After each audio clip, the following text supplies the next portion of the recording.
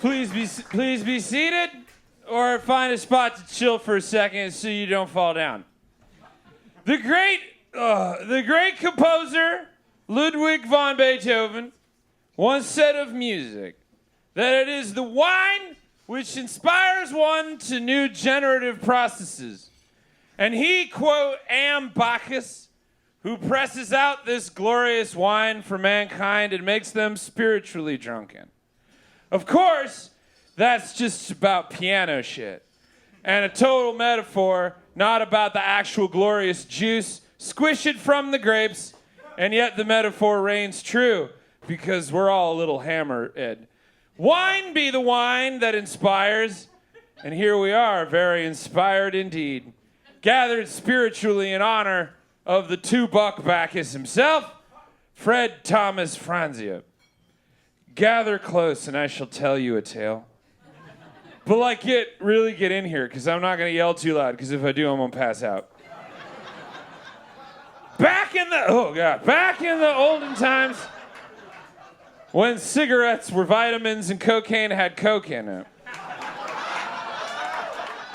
Prohibition comes along, because all the evangelical Protestants were mad that people were having fun, and decided everybody should be as miserable as they are.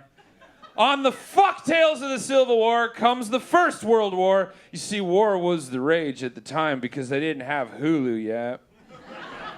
And, nobody liked anybody, especially the Germans because of the war. So, the Prohibition Party started getting mad popular, and they figured now would be a great time for everybody to stop drinking.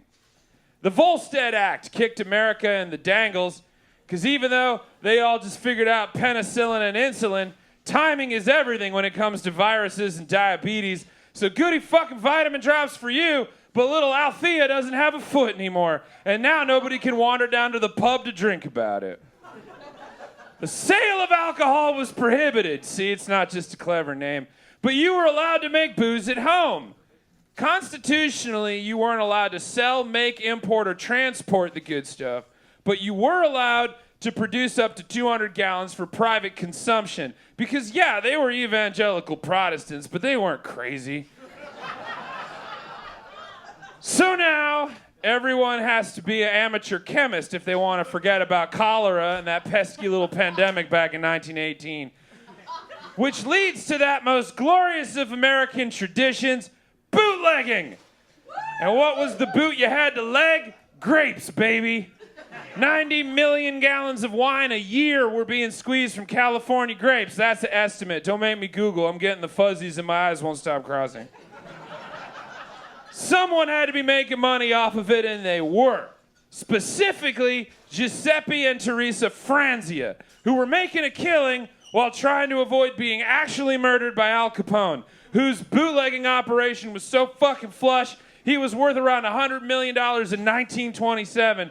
Because no matter how hard you pray about it, people are going to find a way to drink. Then, Prohibition ended its long, sober night. Now everyone can start going to bars and fancy restaurants with the good breadsticks again. Giuseppe and Teresa passed the business to their kids, and the Franzia Brothers Winery started doing it in the daytime. Sidebar.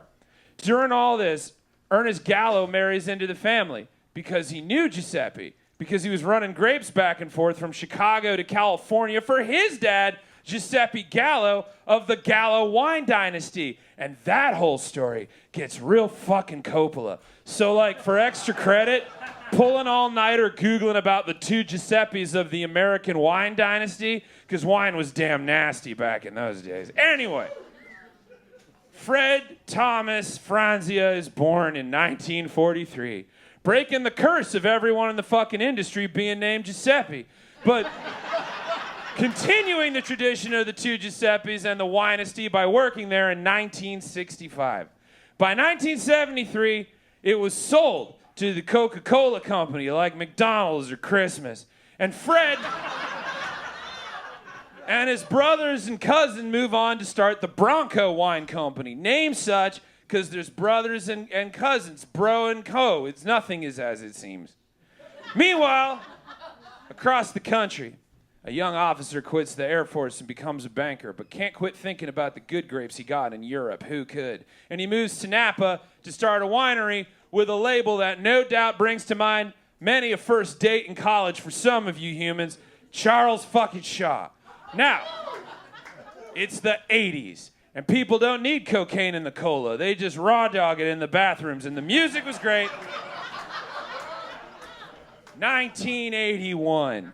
The wine group is started by Art Chioca, who was married to Teresa Franzia's goddaughter. See what I'm saying? This whole story totally stars Pacino, Pesci, De Niro, and all the central casting regulars on The Sopranos. And they buy up Franzia wine, which, by the way, was very popular even then, because this whole fucking time, from Prohibition to prog rock, they were, quote, wine for the masses, not the classes. And of course they were. This wasn't a French fucking sommelier on Ascot kind of crew. Nay, this was American bootleggers. No frills, 8 wooden crapped rocking chairs, people. The wine group, it's not the alcohol, it's the sugar.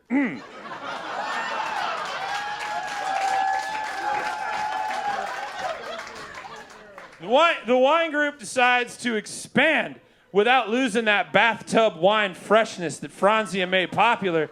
So they adopt an Australian technique for distribution that will no doubt ring familiar for anyone that's ever gone to a bachelorette weekend in a Midwestern suburb, bags in a box. And that, Kirsten, is how Franzia started making their legendary boxed wine. But it was so far divorced from Fred Franzia that he couldn't even claim it.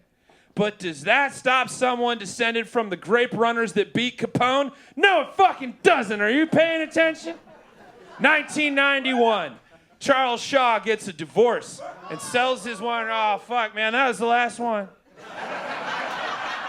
It's cool. Hey, all right, 1991. Charles Shaw gets a divorce and sells his winery to Fred Franzia, who keeps the label because it looks good, but figures that's too bougie for the man whose entire legacy was narrated by Ray Liotta. Flash past the 90s and the Appletini to 2002, when Fred Franzia decides to bring Charles Shaw to even more masses, bringing the price down to $1.99 a Charles Shaw bottle and slinging them at Trader Joe's, heralding the birth of the $2 Chuck, which sold 800 million bottles between 2002 and 2013. And everyone who's ever had to work a gala at a banquet knows it's Charles Shaw that everyone's slamming at the Oprah bar. And in the immortal words of Frank Franzia himself, take that and shove it, Napa. That's a direct quote. Fred Franzia left this earth on a very reasonably affordable crystal ship into the heavens on September 13th, 2022, leaving behind a legacy of just fucking drink it, man. When asked about why the fuck he could sell wine cheaper than a bottle of water, he said, quote, "They're overcharging you for the water. Don't you get it?"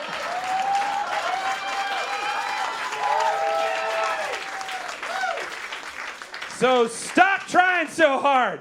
Don't get fancy. Just get drunk. Why aren't you? Seriously, there's no time in a world this crazy, especially if you grew up under the Don Vito of vintners in the Scorsese-verse like Fred Franzia. So raise a plastic cup that you finally found in the stack behind the cooler after asking for like a half hour to the mammoth legend who inspired everyone and anyone to new generative processes, a Bacchus on a budget, who pressed out glorious wine for all humankind, regardless of class, so we could all drink through this hard fucking time. I love you. Oh, fuck.